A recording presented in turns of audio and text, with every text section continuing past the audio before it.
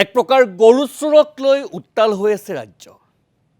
ৰাজ্যৰ মুখে মুখে এটাই কথা, গৰু চোৰক গ্ৰেপ্তাৰ কৰক।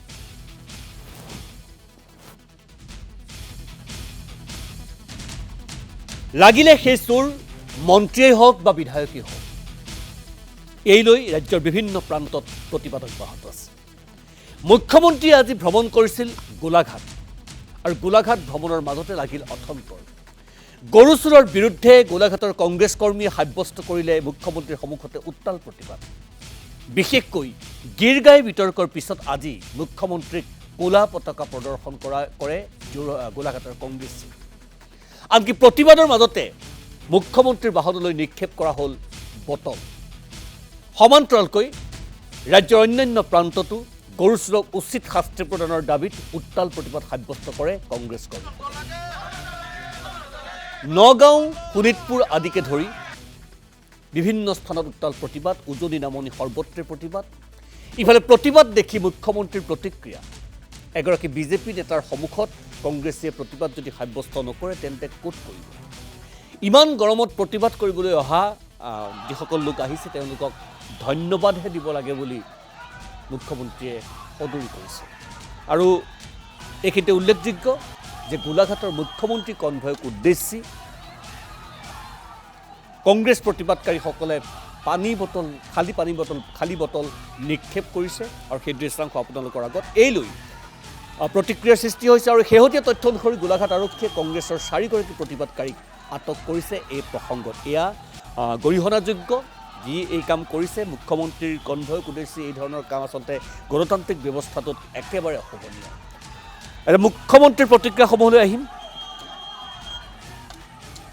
কংগ্ৰেছে প্ৰতিবাদ সাব্যস্ত কৰাৰ সময়ত কি ধৰণে মন্তব্য প্ৰকাশ কৰিছে প্ৰথমে চাই লওঁ। ৰজা আহিলে প্ৰজাক ৰাজপথত চুচৰাই, ৰজা আহিলে প্ৰজাক ৰাজপথত চুচৰাই।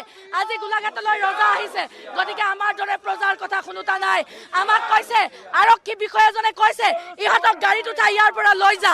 আমি তেওঁলোকলৈ এই আৰক্ষীসকলক প্ৰশ্ন কৰিব বিচাৰো, কেতিয়ালৈ গৰু চোৰক ধৰিব? আমি গোলাঘাট জিলা যুৱ কংগ্ৰেছে প্ৰতিবাদ সাব্যস্ত কৰিছোঁ। আমাৰ কথা হ'ল যে জয়ন্ত মল্ল বৰুৱা, দিগন্ত কলিতাকে প্ৰমুখ্য কৰি যিসকলে গৰুক চুৰ কৰিছিলে, সেই গৰু চোৰসকলক হিমন্ত বিশ্ব শৰ্মাৰ চৰকাৰখনে ৰক্ষণাবেক্ষণ দিছে। আমাৰ পোনপটীয়া কথা হ'ল এই গৰু চোৰকেইজনক কৰায়ত্ব কৰিব লাগিব, আৰু তেওঁ যি মন্ত্ৰীসভা, এই মন্ত্ৰীসভাৰ পৰা বৰ্খাস্ত কৰিব লাগিব। আজি ৰাজসাহায্য কোনে পাব লাগে? যিসকল প্ৰকৃত অৰ্থত গোপালক, যিসকলে দুগ্ধ উৎপাদন কৰে, সেইসকলে ৰাজসাহায্যটো পাব লাগে। যিসকল জনতা, দুখীয়া শ্ৰেণীৰ জনতাই এই কামবিলাক কৰি আছে, শিক্ষিত নিবনুৱা যুৱক যুৱতীয়ে যিবিলাকে কৰি আছে তেওঁলোকে পাব লাগে। আজি যদি আমাৰ মন্ত্ৰী বিধায়কসকলৰ পত্নীৰ নামত এই 50 লাখ টকাকে ৰাজসাহায্য লোৱা হয়, তেতিয়া তাতকৈ আৰু দুখজনক কথা হ'ব নোৱাৰে। এই বিজেপি চৰকাৰখনে মন্ত্ৰী আৰু বিধায়কৰ পত্নীৰ নামত যি দুৰ্নীতিয়ে ৰাজসাহায্য লাভ কৰিছে তাৰ প্ৰতিবাদ কল্পে, লগতে গৰুকুটি প্ৰকল্পৰ নামত যি ঘি গাইৰ যি দুৰ্নীতি হৈছে তাৰ প্ৰতিবাদ কল্পে আজি শোণিতপুৰ জিলাৰ গোৰখা কোঁহৈ আৰু লগতে কৃষক কোঁহে আজি আমি তীব্ৰ প্ৰতিবাদ কৰিছোঁ।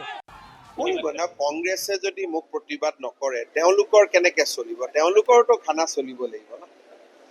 মই এজন বিজেপিৰ নেতা, যদি 12-13 জন ল'ৰাই কংগ্ৰেছৰ মোক আপত্তি নকৰে তেওঁলোকে গুৱাহাটীত কি উত্তৰ দিব?